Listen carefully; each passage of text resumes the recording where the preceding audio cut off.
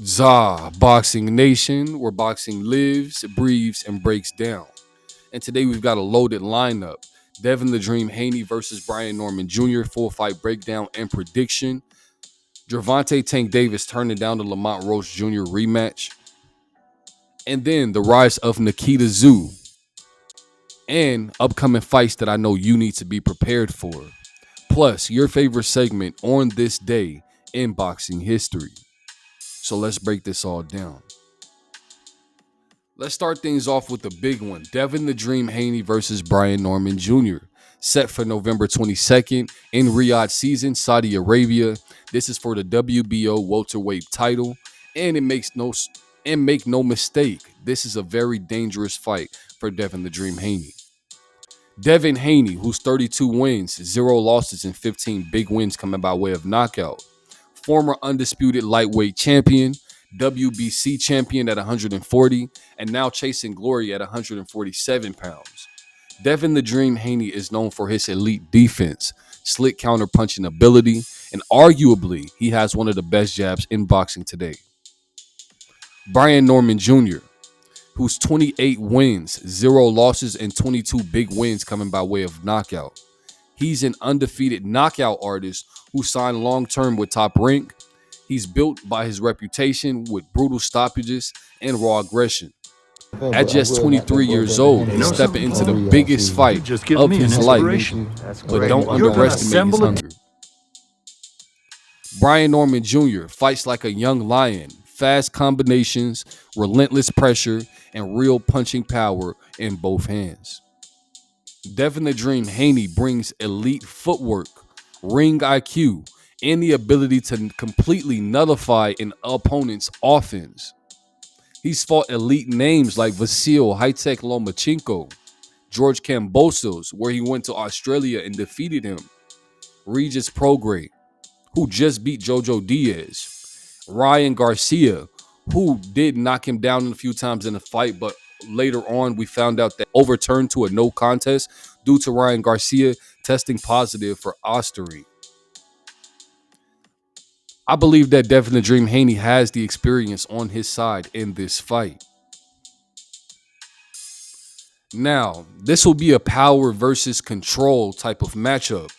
Can Norman cut off the ring and make Haney fight in the trenches? Experience. I believe that the experience is on Haney's side. Haney has been under the brightest lights.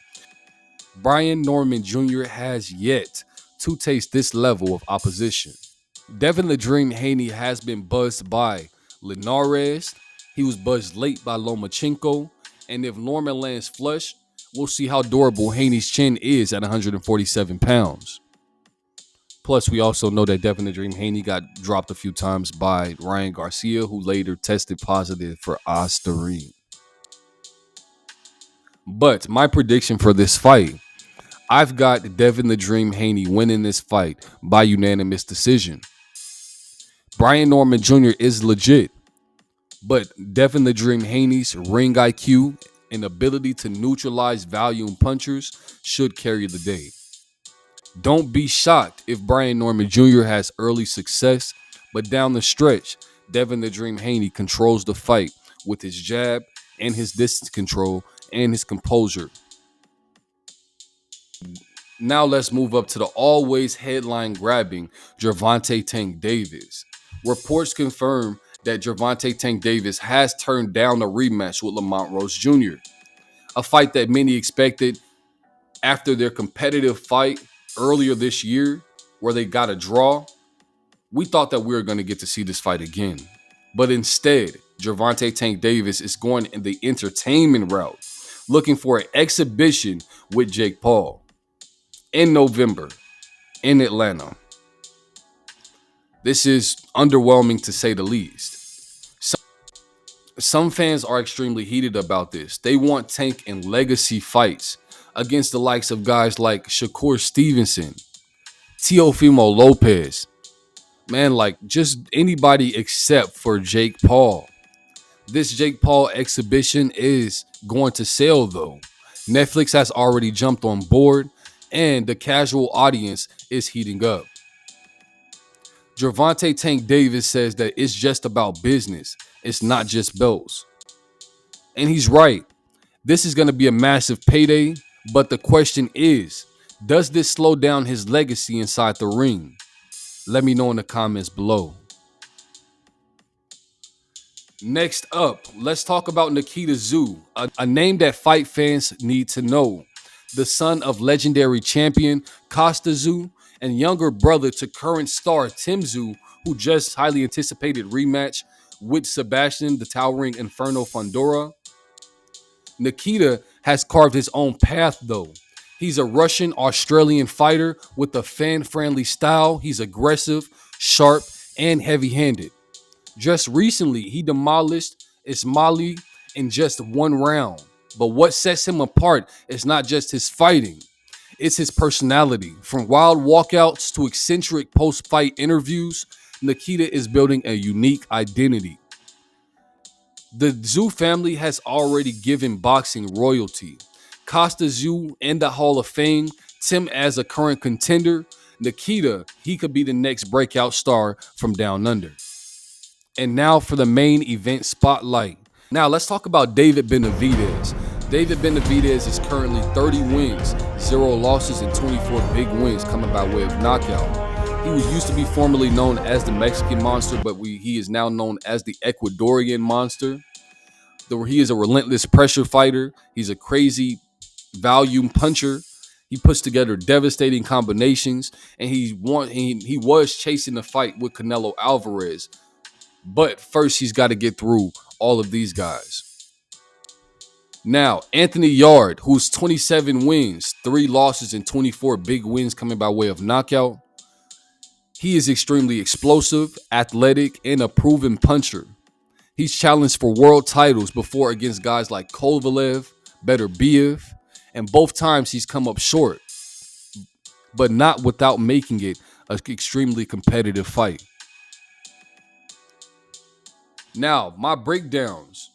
Benavídez thrives on overwhelming his opponents with activity. Anthony Yarde has to use his speed, explosiveness, and counterpunching ability to disrupt that rhythm. The question is, can Anthony Yarde's gas tank hold up even late in the fight? We've known that he's known to fade when he gets in those deep waters. And that's what David Benavídez is notorious for, turning it up at the end of the fight. Now, my prediction for this fight will be I have David Benavídez by late TKO. I believe that Anthony Yarde will have his moments, but David Benavídez's relentless pressure, accuracy, combination punchings will wear him down.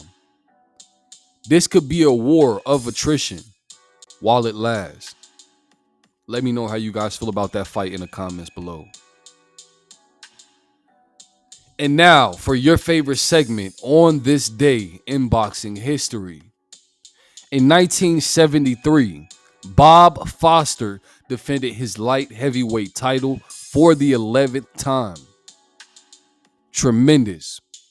1981, Salvador Sanchez stopped Wilfredo Gomez in one of the greatest featherweight fights ever. In 1987, Julio Cesar Chavez dominated Danilo Cabrera to retain his crown.